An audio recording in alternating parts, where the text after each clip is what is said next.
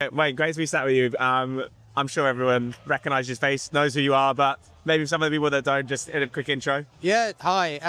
Awesome to see you again, mate. So, Wayne Deakin, I'm a global dude for looking after stuff at Olins. So, and Olins is a brand consultancy, sort of makes brands famous. So that's our job. Yeah, I love Olins' work. Again, we had that discussion yesterday. The Lloyd's rebrand is one of my favourite projects. I absolutely loved what you did with the motion in that. It was super awesome. I'm guessing this isn't your first D&AD, but I'd love to hear your thoughts on this year. Like, has there been any key takeaways, any talks in particular that you've enjoyed? Yeah, I think, it's definitely not my first rodeo. So, been a few of them and all that sort of stuff. This year, I think it's interesting. There's a sort of there's definitely loads of tension between AI, independent agencies branching out. One of my favorite talks is obviously Meals at Uncommon swore at everyone for an hour, as he did, and made you all think, oh my God, the woods are on fire. So that's always good. But AI, independent agencies and their sort of influence in the world. Again, I think the other thing was the rise of content and creators. We've been speaking about this forever, but actually I think whenever I think about creativity now, whatever spectrum discipline you work in, I'm going, okay, you've got the creators and the creatives, and you've got this merging of sort of everyone in between. And I think what's great is all the silos are sort of getting broken down a bit more. They still haven't been broken down fully. And, as an agency person, I suppose we want to protect silos a bit because it's in our interest. But actually, I think even agencies are changing their model, changing how they work. So that excites me as well, because there's lots of tension but change. And without sounding like a mad person, I think tension creates great moments of creativity where things happen, good work happens. And I'm excited, right? Everyone's like, oh, fucking hell, Donald Trump tariffs, Tourette's tariffs. And it's sort of I think it's actually, there's so much change in the world. It's an opportunity, especially young people, to jump on board and do cool shit, make stuff, make it happen, right? Super cool insight. Yeah, I totally agree with you. I think that change is scary, but facing change is kind of when people grow and develop the most. And I think it creates a lot of opportunity in the design industry. And as you said, particularly for, I think, independent studios, there's a hell of a lot of opportunity for them to kind of really step up now and stand out. Yeah. The last thing that I would love to ask you is for the younger generation watching this, we're hoping that a lot of the next generation will be tuning in and checking out some of this content. Is there a moment in time in your life that you can remember or put a pinpoint on that was the moment that kind of sparked your love of creativity and your passion for it and kind of took you down this path that you're now on? Yeah. It's been a few moments. Yeah, one of the moments was when I was 12 and I won a fence painting competition. But no, seriously.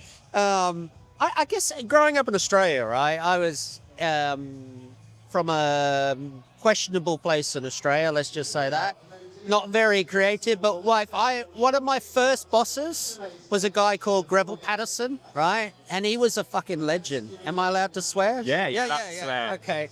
And he was always about just move outside the box. Just don't listen to people. Do what you think's right. Go with your gut. And I think go with your gut has always been a thing I've just it gets me in trouble. But I think that going with your gut and instincts and there's can be a lot of noise and a lot of people telling you how to behave, what the rules, all that stuff. Is set your own path, take the untrodden, unterrained, unwalked path if you want to. Just go for gut and defend your gut, basically. Love that. So your biggest bit of advice for young creatives would be just fuck it, do what you think's right, do what you want to do and own your shit. Yeah, own your shit, but do own it with politeness, humility, and openness, right? I think there's no point owning stuff where you're just and you just that's it, right? You're in your swim lane, you don't listen to people. Creativity is a team sport, right? It's about bringing the best mix together. It's like cooking, right? And you need other people, you need other people's influences, opinions, right? Be humble, take that on board, don't have an ego, but build on that. But always be this is what I'm doing, this is what's good, this is what's great. How do I make it better? is what you sort of be looking at, rather than like closing down any conversations, right? So that's my vibe to everyone out there. So Love that. Wayne, thanks so much. Pleasure talking with you again. And wicked. Right. So the first thing I'm kicking off with is, I know a lot of people tuning in are already going to know who you are, but a little quick intro is great. So I'm Stephen McGilvray, often known as Steve-O, Executive Creative Director, FutureBrand London. Wicked. And so I know you would have been at a ton of D&AD events in the past. Sure. Is there anything in particular about this year's that is stuck out as being a bit different? Anything that you've taken away from this year's compared to previous ones?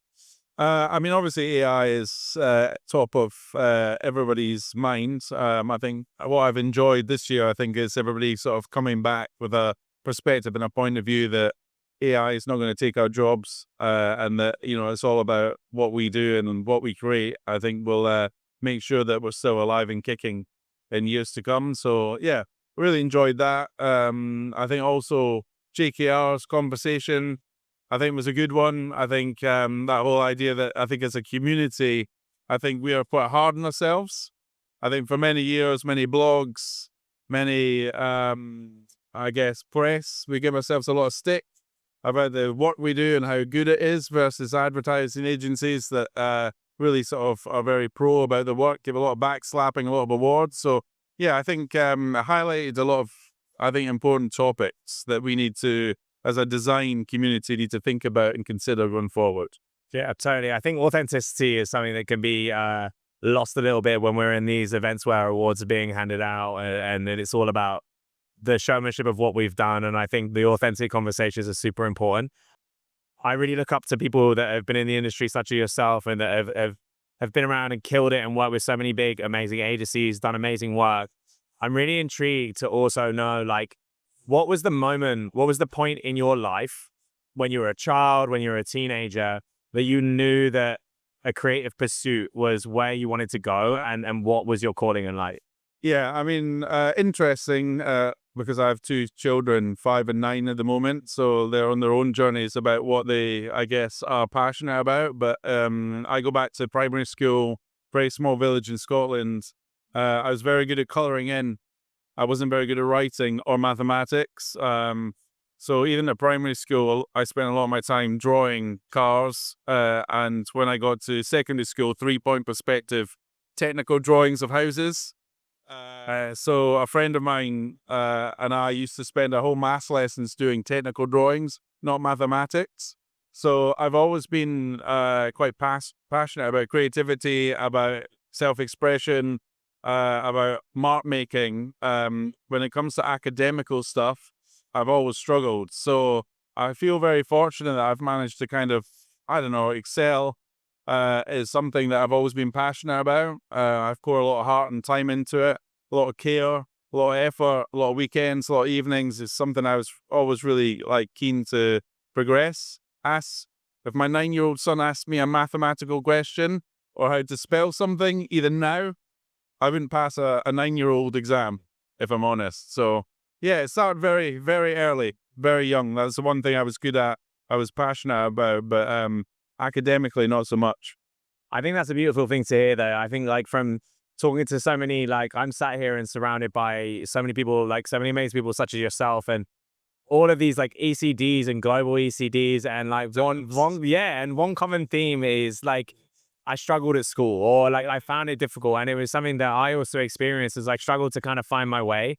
And I think something that's really nice, like we're also doing this piece to go out to a little bit more of the younger design audience and the future designers. Yeah. I think it can be quite scary when you're a creative and you don't necessarily feel like you're succeeding. Yeah. Because in my opinion, there's a lot of the educational system is quite outdated. Yeah. And I think that it's really comforting to sit and chat with people like yourself and hear that you didn't do well at school, but it doesn't mean that you can't succeed and find your own path. And I belittle it a little bit by joking around coloring in. I use that in front of my clients as a bit of a joke, but I was good at it.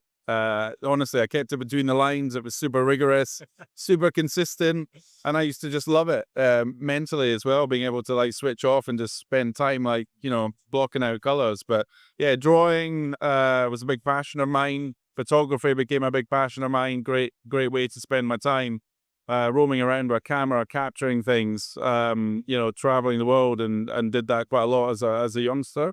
But as I say, maths, English, some of the things that are pushed nowadays, and certainly in an England educational system. My sons now, so they're talking about certain tests they have to do. I would never have passed them. I wouldn't pass them today if you gave me them, but give me a colouring in book and I'll smash it. Yeah, I'll smash it. Steve, thank you so much, man. Thank you, sir. Really appreciate the chat with you, and I think we both. The thing I love about D&AD is it holds up the standard of the industry. We see people doing work which is inspired by the 60s, the 70s, the 2000s, and like keeping that benchmark high. But then also at the same time, there's a dichotomy where you're seeing like really interesting new shapes of work. And, I think that was what I was excited to also bring to D&AD is like, there is the foundations of design, which I've spent many years doing, but there, I think we're in a time where we have to think more untraditionally about design as well as anything else. And I think like, I'm putting into like the UK show, we're seeing design and like technology, but AI chat's really interesting. I'm very envious of kind of feeling of a thesis with the work, like this kind of unfinished kind of brand, and it's always progressing and evolving, and there's no concrete finish. Yeah. So I find that really interesting, and I think that's the way brands should operate right now. Is less about concrete, finishing, or it's like it's always like a marker. It was like there's the guideline or there's the launch, and then it's done. But I love this iterative kind of approach to branding and design, Luke. Wicked, yeah, nice. Yeah, I love the OpenAI one. It was amazing. Yeah, I mean, it's like it's design porn, but it's at the same time. If I look behind it, just this idea of process and just progression. I just like iteration. It just feels like that's never how I would have worked 5 years ago.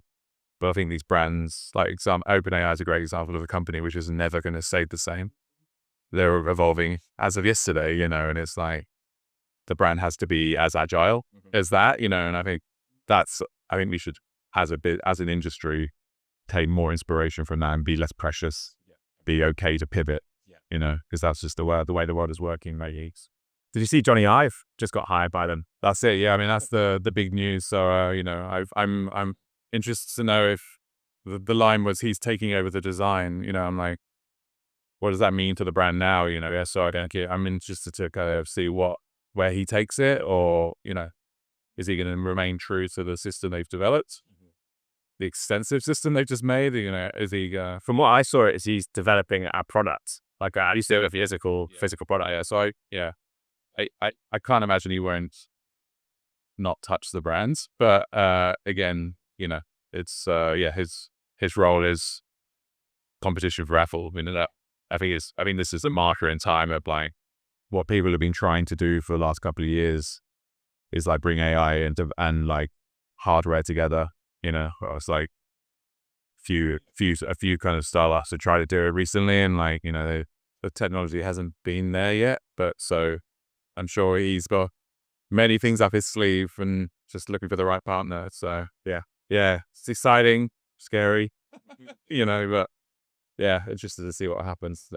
One final question, obviously super senior at TBWA, one of the most amazing agencies. You work with a lot of really cool companies. Yeah. I think a lot of people, particularly like young creators, would love to hear when did you first fall in love with design and creativity? Was there a moment in your life that you can pinpoint that? Yeah, absolutely. My father is a huge Formula One fan. And I just remember being mesmerized by the liveries of the cars, the different designs. And I remember like I had like some PC game when I was like 12, and it was like F1 game, and I hacked the kind of DOS code to figure out that I could create my own like designs for the cars.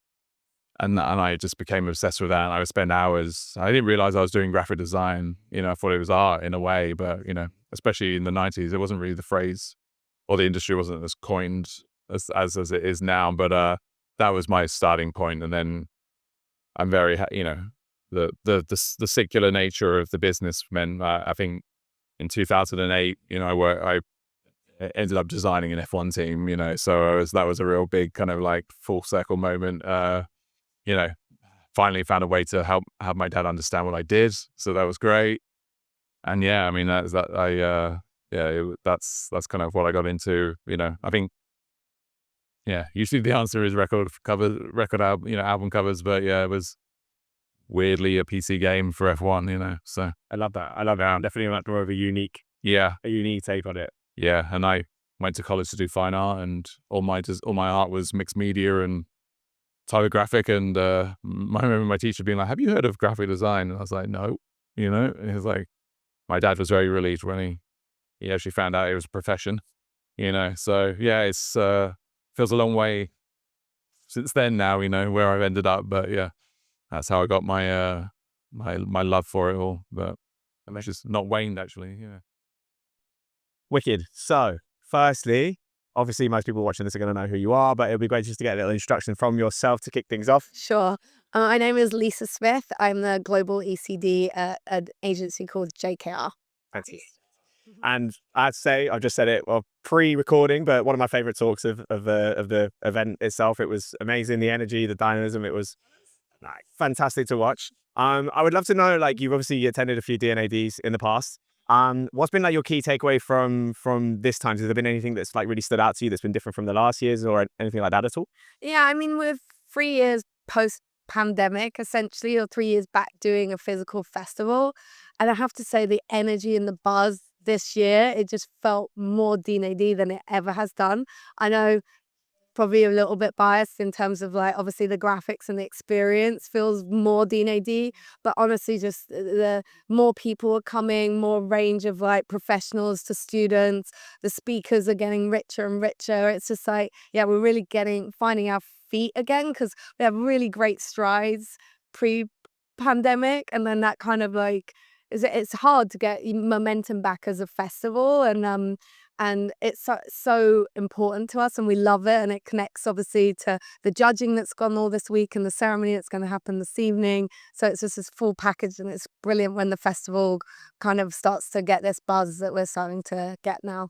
Amazing. And it must be pretty fucking cool coming in and seeing all of your amazing brand work with studio drama just all over the place. Like, I love that project. That must have really added to the hype of it. I mean, I think again, D&AD is very famous historically for working with the design and advertising agencies. Back in the day, I know you probably have seen them, but the beautiful annuals, the printed annuals they used to do, I've got the mother one, and they're almost defined by different agencies that worked on it. And then we didn't use as much agency partnership in terms of the creativity or the creative for the two campaigns, which is basically you're doing two campaigns, which is an awards, like getting people to enter the awards, then you're getting people to buy festival tickets, then you've got the physical experience, and then the post will be like not only all the content but also the digital annual, which will get published in September. So it's quite a big body of work, and getting an idea, getting us back to being D&AD, drawn to D&AD, drawn to be creative,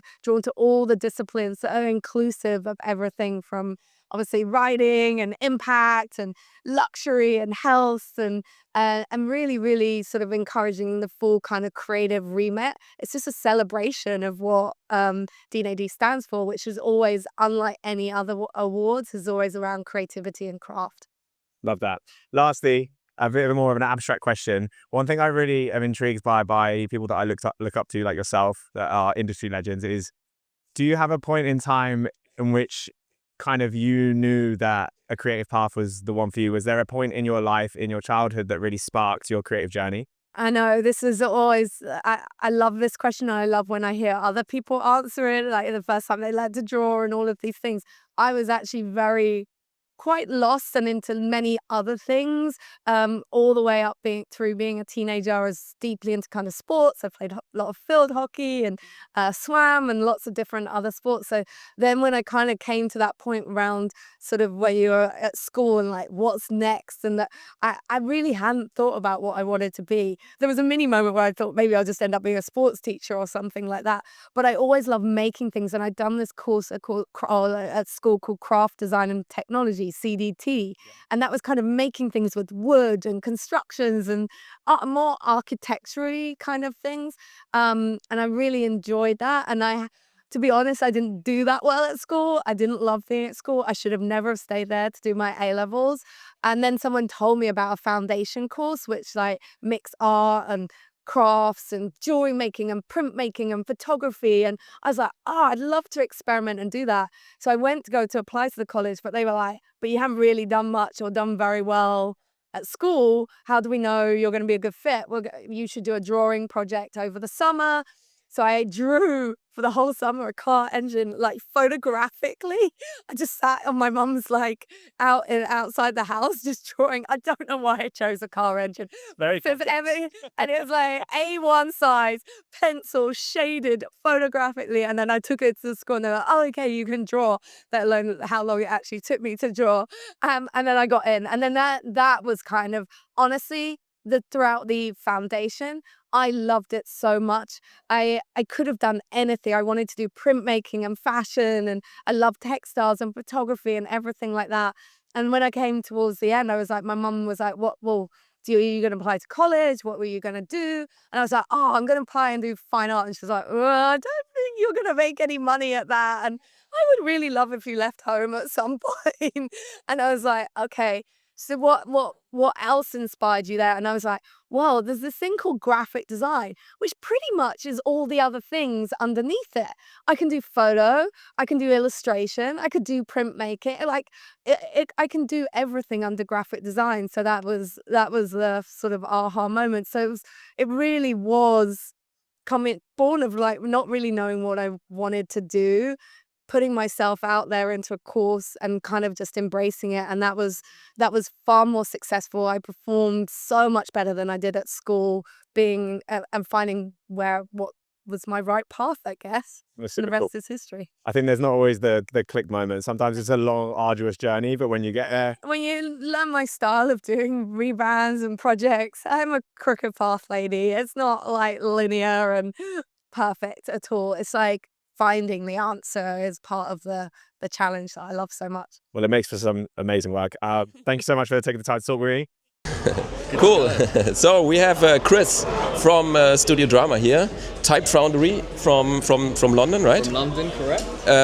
Yeah, also responsible for the typeface of the festival. So I don't know, like you have a little booth here at the festival. How was your experience so far of the festival? It's been great. So basically, we were tasked with bringing the typeface to life at the festival. So the typeface itself was very much inspired by the pencil itself. So we thought, how could we be inspired by that even further? So we decided to recreate the typeface with a tool that inspired it in the first place. So really going full 360 with the whole idea and the concept. And you'll also see a lot of hexagonal letter forms within that, which has also been inspired by the D&AD logo, which of course was inspired by the cross-section of a pencil. So everything's super integrated, super consistent, but it's been great to see it actually used and in use across the whole festival here. So there's nothing more satisfying than seeing your typeface in use, you know, so it's been great. Yeah, it looks super cool, and also like in motion it works really good. Yeah, so JKR did a really good job to actually bring it all to life. So they were responsible for the identity this year, and we came in to collaborate to create the custom typeface called Pencil Gothic, which you've seen everywhere today, hopefully. Yeah. Cool. I mean, you are not really involved, or you have not really time to go to the panels, right? I wish. We've been very busy looking after the robot, creating posters. So basically, the idea was that people could come and request custom designs, but we also have a lot of preset designs as well, like type specimens, statements, and other kind of character sets as well, just to try and give someone a bit of a memento from coming to the event. But you probably had the chance to talk to some people who are like more involved into typography. Is there any, I don't know, like major things you take away from this festival, and also looking at typography and graphic design in general? I think so. Will and I, co-founder, we basically started this business because we always believed that type was almost like the most underappreciated tool in the toolkit within brand identity. And we found even more so recently that type really is starting to get to the top and almost becoming the star of the show in a lot of brand identity projects. And it's been great to hear from other people as well at the event, from agencies, from ad agencies, that they're so into type nowadays. So it really feels like type has finally got its kind of like, the stage is set for type now, and we're very grateful to be involved in a lot of amazing projects. So yeah, I've definitely found that people are a lot more interested in type design now than they were previously, for sure. Yeah, custom type is hot go. topic at the moment. It's the way to go. It's almost like if you don't have a custom typeface in your brand identity now, it's like, what are you doing? You need to make. Feels very generic, right? Yeah, it's true. Yeah, exactly that. And I mean, the big bonus is this: look, if you can create a custom typeface, then almost own the words in which you speak. Why would you not do that? You know, you don't want to really be using the same tool as your competitor, a licensed typeface off the shelf. If you can spend the time to craft those letter forms and then be recognised by your words alone, if your logo isn't even there, then big win, big win. 100%, I agree. All right, thanks, Chris. No worries at all. Yeah, thanks for having us. Have a great show and a great festival, and hopefully see you next year. Thank you very much. Nice. First of all, obviously, I think most people watching this are going to know who you are, but I think it's good just to do a little bit of an intro. So it would be great to. Chris Moody, Global ECD at Landor. Amazing. So you would have been to a shitload of D&ADs, I'm sure. And has there been anything that's like stood out to you that's been different this year? That anything that's kind of been a big takeaway for yourself? Yeah, one thing, the love. Like purely everyone has got a slightly different vibe this year. I think you've seen a lot of the talks, you've seen a lot of the work. There's a lot more love among the community in terms of design, supporting design, but I think there's a lot more love in the work. You see the craft, the care, the consideration, and the thoughtfulness. I think maybe that's a response to what's happening in the world. It's maybe a response to how people are feeling, but it's a really nice vibe. Like you stand around here tonight and it feels like people genuinely care about not just the work, but each other as well, and that's a big deal. Did you get a chance to take a look at any of like the new blood stuff, any of those kind of work? Do you see that reflected as well? Do you see, because I feel like I've had some conversations with a lot of students here, and I've been really intrigued as to like how has their studies been impacted where this industry has shifted so quickly because of things like AI.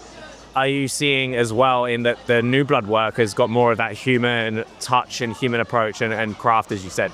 Yeah, definitely. I mean, you can see it coming through in the way that people are responding to briefs, and I think the one thing that we could do as like the creative leaders is to help them to break briefs a little bit more. I think they've probably been a little bit too true to brief, and you can tell underneath the surface they've got beautiful looking work, but there's actually ideas there that are much bigger, and we need to help them to be able to bring that out. That was brilliant. Thank you so much. There you go. So, right, firstly, I just want you to introduce yourself. Am I looking at you? Yeah. Look at me, Philippi. So I'm Ronnie. I'm an art director. I work as a junior creative, but my background is in set design for film and TV. Wicked. And in terms of like film and TV, what are your passions? Is there any kind of particular TV film? Sorry, I'm directing off a little bit off script here, but I would love to know where your passions come from. I really like making like weird stuff that has a meaning ingrained in it somehow, but I really just like visually engage in stuff. Yeah, stuff that can sometimes seem like it's from a dream. Cool. I love that. Like crazy shit. Crazy stuff. Crazy shit. I feel like we need to see that stuff. We need to see weird shit. Everything's becoming bland. We need to see some weird shit, right? Yeah. So I would love to know what your opinions on D&AD shift, and what are your opinions on I don't know if this is your first time at a D&AD event. Cool.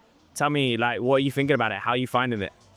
So D&AD shift helped me like a lot in my career, I would say, because I only started getting into advertising like a year ago, and this has really excelled my career in it. So it was like just very helpful in terms of connecting me with a lot of different creatives. But also I got a placement after, and they've extended it. So now I'm working like full time as a junior creative at an agency, which I'm really enjoying. Wicked. What agency? It's called Mox. Well, Monks. M-O-X. Mox. M-O-X. Okay, yeah. Cool. And I would love to know, as a young creative, like the landscape's shifting, and as somebody who's not, I wouldn't say I'm old, but I've been in it for a little bit. It's pretty fucking crazy for me right now.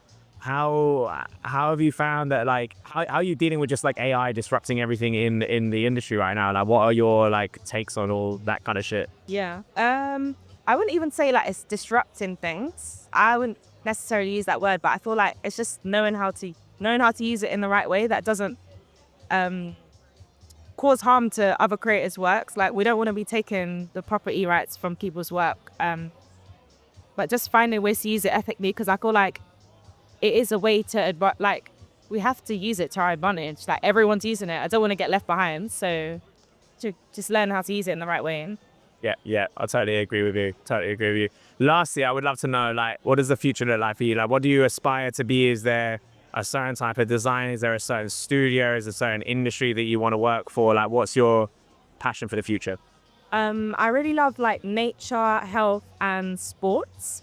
That's sort of like my main focuses when it comes to art direction. Like I would love to art direct campaigns in that sector, but also helping people and helping smaller companies and just people excel in areas that need help, like planting more trees, for example, like just small things like that actually work. Yeah.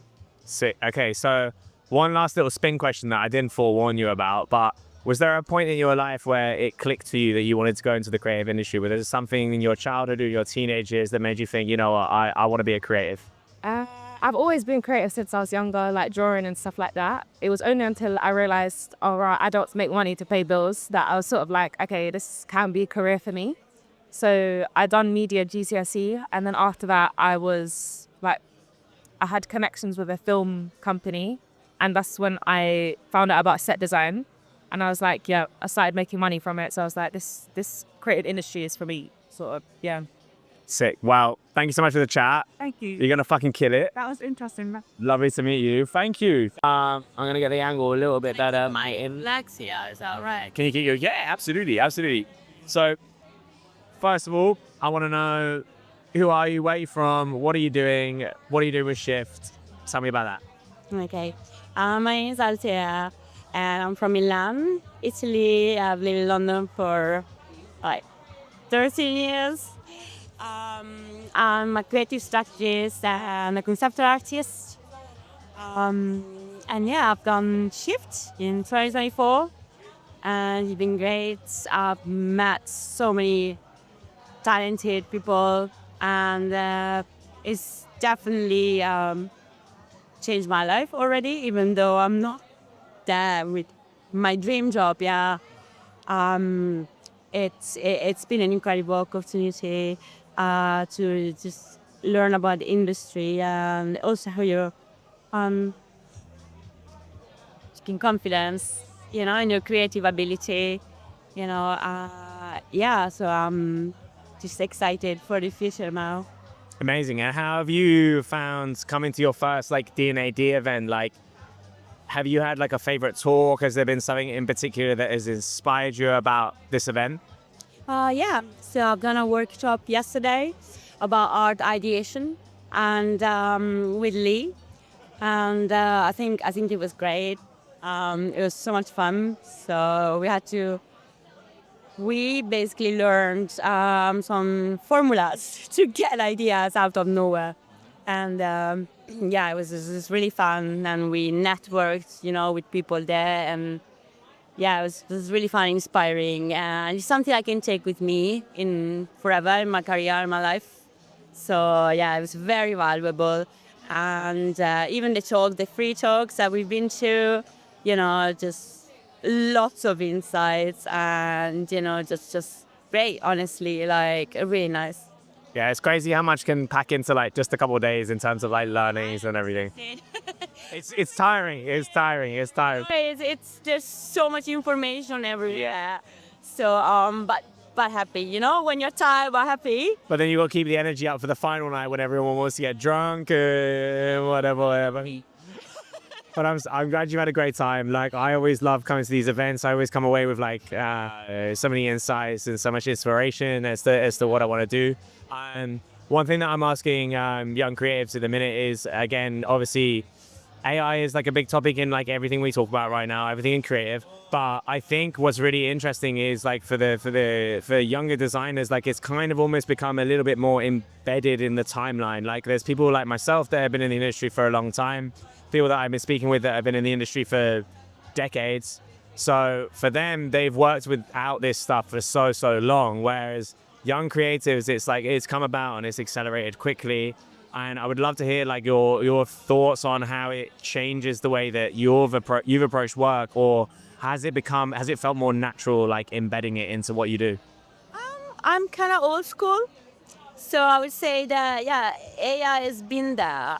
I just did not use it, and whenever I've tried to use it, it would come up with ideas and things, but it was never a finished job. It was never something that screamed me. And I think there's some authenticity in that that's missing. And there's an excitement from the ideas that I get when I finally get there to this and that, yes, this is it.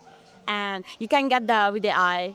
And I think it's really dangerous in a way to just rely on it for like when we are creatives, because you can get used to it and you can just like use it like a crutch.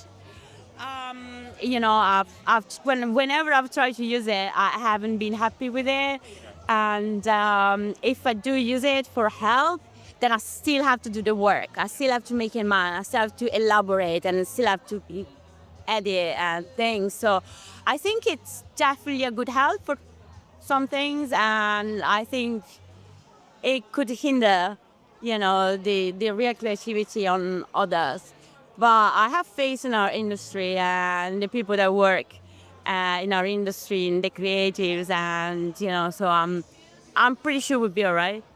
I hope so too. I think I hear what you're saying about like the hindering. It's like it's been trained on historical data, right? So it's very easy to get stuck in a cycle of repeating what we've done in the past and not actually creating anything new. But as you said, I think that there is what's been quite nice about the D&AD conversations is it seems that people are now looking at it less as a input-output tool. They're not looking at it as something that creates something. They're looking at it as a tool that can increase their productivity and still have that human element that you said, right? Yeah.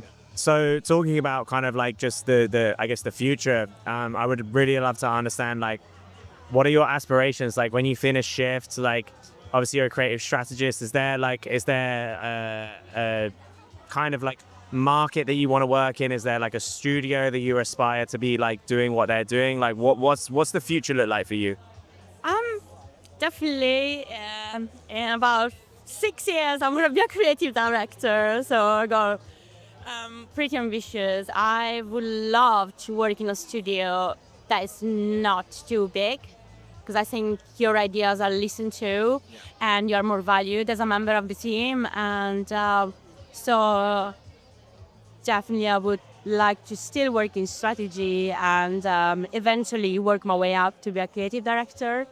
As for agencies, it's less about the name and more about the people that work there and their ethos, how they work. And, I think it's about finding the sync, that creative sync, people that just get it and they think like you and they create like you. And I think when you find that, you can just be happy regardless of the name or, how big the agency is or who the clients are. You get that, I'm sure. But, I think finding the right people to work for and with, I think that's the main thing.